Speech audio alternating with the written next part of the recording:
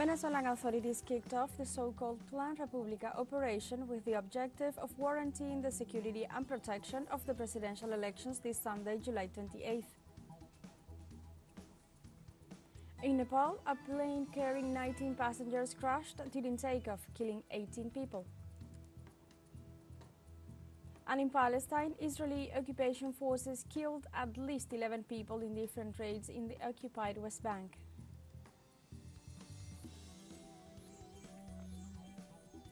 Hello and welcome to From the South. I'm Alejandra Garcia from teleSUR Studios in Havana, Cuba. We begin with the news.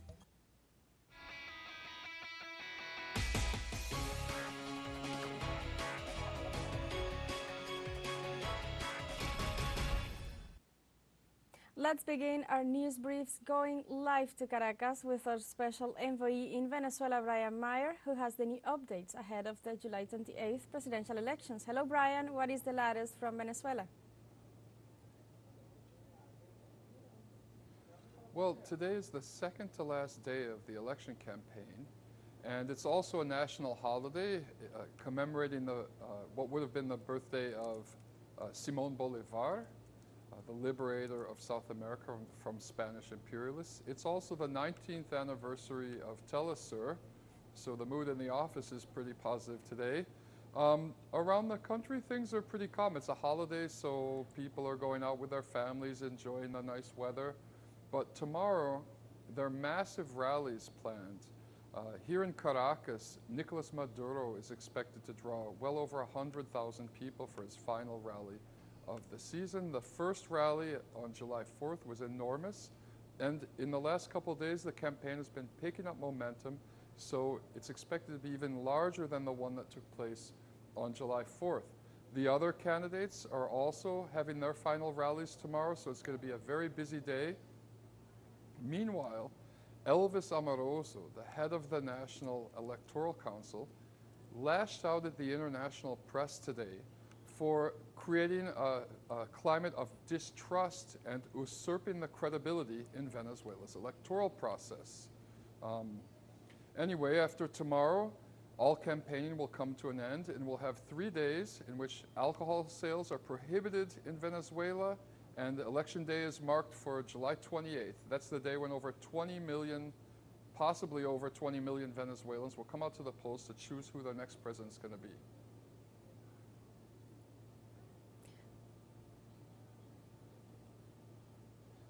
Thank you very much. That was our special envoy, Brian Meyer, who was reporting live from Caracas on the latest developments ahead of the July 28th presidential elections. In this context, on Wednesday, Venezuelan authorities activated the Plan República with the objective of guaranteeing the security and protection of the presidential elections of this July 28th. The authorities are in charge of distributing the electoral material and maintaining control in the voting centers due to the threats of sabotage from the Venezuelan extreme right. In this regard, the president of the National Electoral Council, Elvis Amoroso, highlighted the work of the National Armed Forces in guaranteeing the democratic process.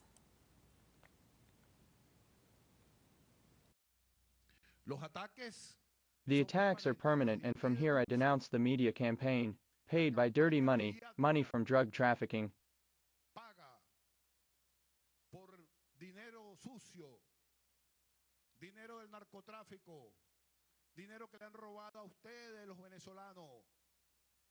Money that has been stolen from you Venezuelans, the gold that has been taken from us, the Citgo Oil Company in the United States.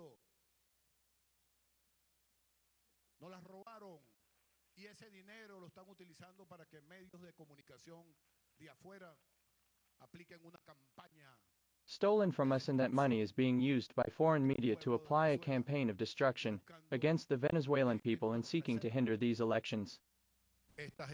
For his part, the Venezuelan Attorney General Tarek William Saab reaffirmed the National Electoral Council as the only body in charge of issuing the official results of the presidential elections. Whoever, outside the law, usurps the function of the electoral power, and I warn here clearly in the middle of the high political and military command of the Venezuelan nation.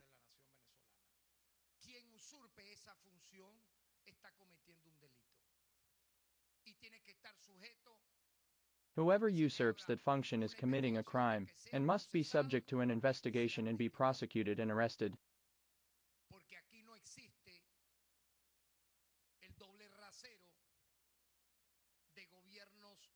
Because here there is no double standard of de facto parallel, or satellite governments from abroad that usurp the powers of the Venezuelan state.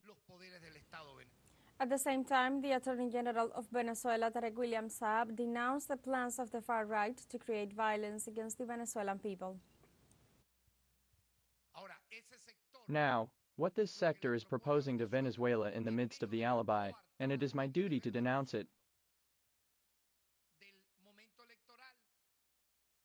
of the electoral moment, in a nightmarish exercise, if they triumph,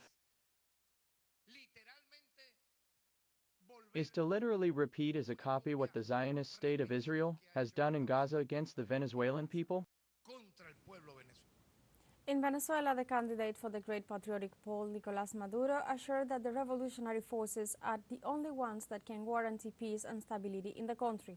Candidate Nicolás Maduro visited the people of Maracay in the state of Aragua, where he was received by the crowd awaiting his arrival, raising flags and banners as a token of their support before the presidential elections to be held on Sunday, July 28th. During this visit, the candidate of the Great Patriotic Poll assured that the map of Venezuela will be painted red because today, more than ever, the people will come out to defend their convictions and the projects of the homeland. In this sense, the candidate for the Great Patriotic Poll assured that the extreme right only intends to privatize all the institutions and companies of the country, as well as to destroy Commander Hugo Chávez Frías' great missions.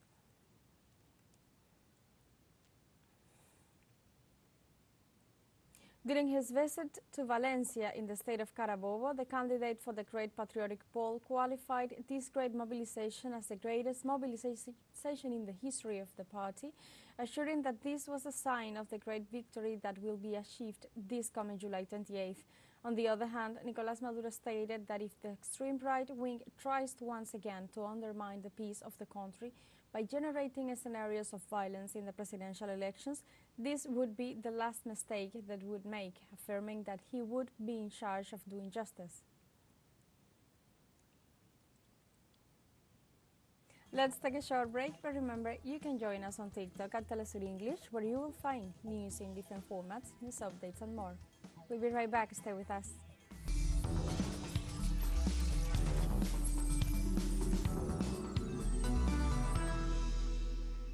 Welcome back.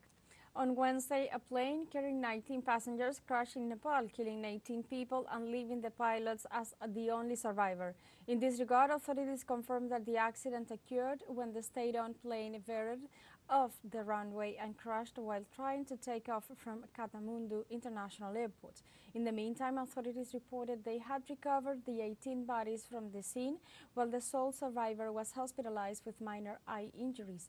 The causes for the accident of the plane that was bound for the city of Pokhara, a common entry point to the Himalayas, are still unknown. In Spain, 129 migrants from the African continent arrived at the port in the Canary Islands after being rescued by maritime authorities. Red Cross sources indicated that the migrants, who are from sub-Saharan origin, were on board a cayuco or open boat. The sighting was made by a vessel traveling from Portugal to Nigeria. After arriving at the Araguinin dock, 7 of them were referred with serious pathologies to various hospitals. The Border and Coast Guard reported that in 2024, almost 20,000 people have tried to cross the Atlantic Ocean from Africa to reach the Spanish archipelago.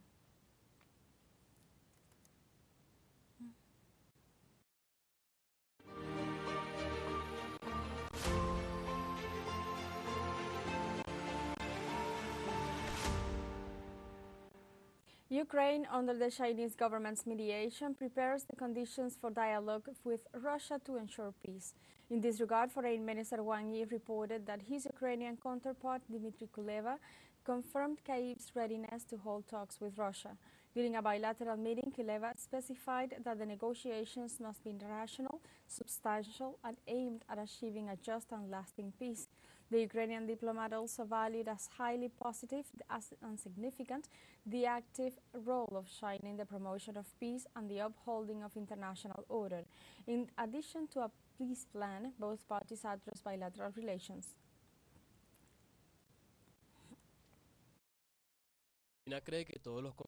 China believes that all conflicts must be settled at the negotiating table and all disputes should be resolved by political means. Recently, both Ukraine and Russia have shown their readiness for Meanwhile, after the Ukrainian Foreign Minister Dmitry Kuleba announced his readiness to establish a dialogue with Russia, the Kremlin spokesman Dmitry Peskov said, "This is certainly better than Kyiv's statements to exclude any contact with the Russian side. We will have to wait for concrete actions to judge what the Ukrainian side's intentions are. Of course, to speak about dialogue or another tone is much better than to speak about the intention to fight to the last Ukrainian." Laos is getting ready for the 57th Foreign Ministers meeting of the Association of Southeast Asian Nations, ASEAN, which will be held in the country's capital, Vientiane, from Thursday to Saturday. With the theme ASEAN Enhancing Connectivity and Resilience, the association's 10 member states will be addressing crucial affairs such as increasing cooperation in innovative technological projects, the ethnic conflict in Myanmar, and the disputed South China Sea. The latter is in relation to the maritime claims of China, Brunei, Malaysia, the Philippines, Vietnam and Indonesia over the sea to the south of China and several islands within and nearby. The participating foreign ministers are expected to issue a joint statement on the issue after their talks on Thursday.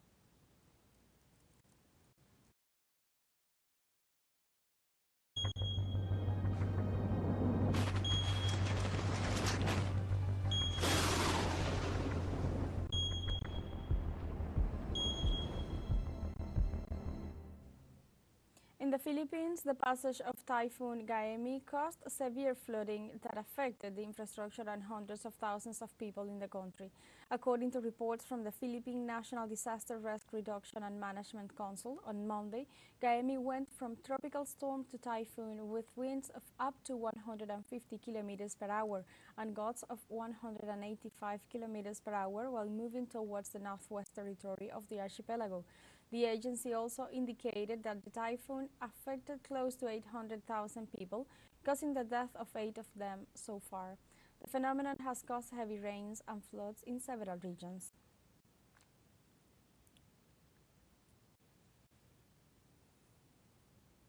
In this context, the Chinese region of Taiwan is preparing for the arrival of Gaemi in the evening hours of this Wednesday.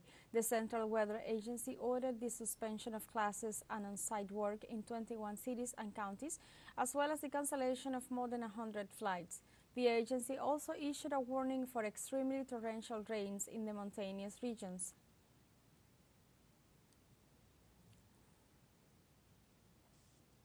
We have a final show break coming up, but before we invite you to join our WhatsApp community for our English-speaking audience. You can scan the QR code on screen to join directly and share the link to reach more people. Constant news coverage of Latin America and the Caribbean, as well as the rest of the world. Final show break, don't go away.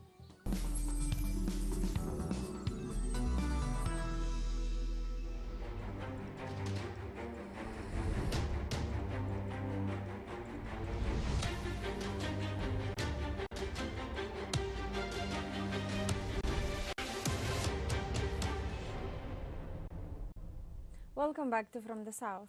In Palestine, at least 11 people were killed by the Israeli army in assaults on the occupied West Bank during the last 24 hours. In this sense, on Wednesday, a 16-year-old teenager was killed after being shot during clashes with Israeli soldiers in Kalandia refugee camp north of Jerusalem. On the other hand, a large contingent of vehicles of the occupation army also stormed family residences as part of their policy of collective punishment of the Palestinian population. Meanwhile, 6 people were reported wounded by bullets and 2 by beatings by Israeli soldiers, while the rest of the death occurred during assaults in the localities of Tubas and Tulkarem.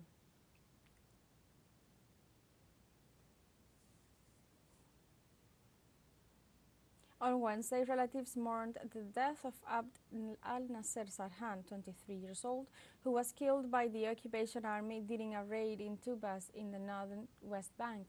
In this sense, local media pointed out that the young man was a customs officer and was shot by Israeli troops while on duty without posing any threat.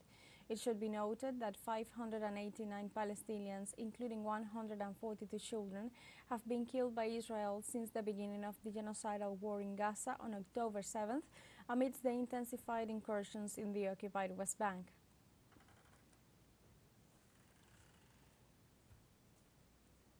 Parallel to the attacks of the occupation army, Israeli settlers intensified their attacks against the Palestinian population in the occupied West Bank. In this way, on Wednesday night, a group of extremist settlers set fire to homes and vehicles in the town of Huwara, south of Nablus. In the meantime, local media denounced that the escalation of attacks comes just days after the International Court of Justice ruled as illegal Israel's decades-long occupation of the West Bank and East Jerusalem. Also on Wednesday, the media office of the Gaza government said that Israeli occupation forces have killed 16,000 children in the Gaza Strip since the beginning of the aggressions on October 7th. In this regard, an official statement also stressed that as the death toll is close to 40,000 in Gaza, a total of 35 children have died due to malnutrition, while 17,000 others live without one or both parents. In this context, the U.S. Jewish Dr. Mark Perlmutter declared on Sunday during his return to the United States that Israeli snipers deliberately fired on Palestinian children.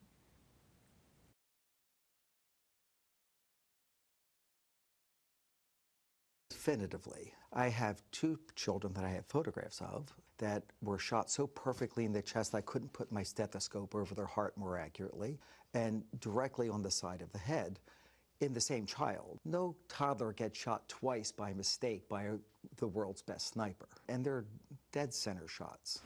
Who never, ever fails to deliver.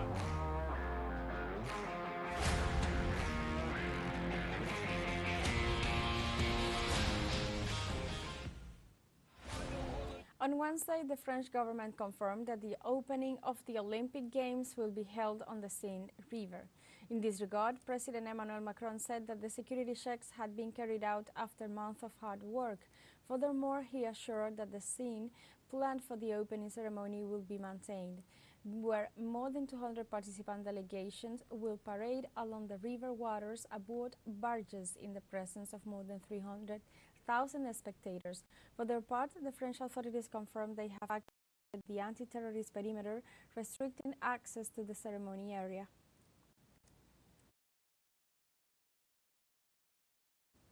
In other notes related to the Paris 2024 Games, the Palestinian Olympic Committee and the Palestinian Football Association demanded the exclusion of Israel from the Paris 2024 Games due to the crimes committed by the country, especially in the Gaza Strip. Let us recall that Palestine, through a letter sent to the president of the International Olympic Committee, Thomas Bach, and to the head of the FIFA, Infantino, denounced the Israeli violation of the observance of the Olympic truce for the Paris 2024 multi-sport event.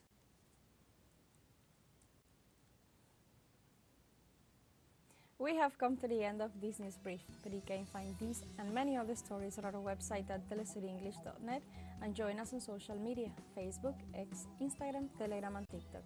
For Telesur English, I'm Alejandra Garcia. Thank you for watching.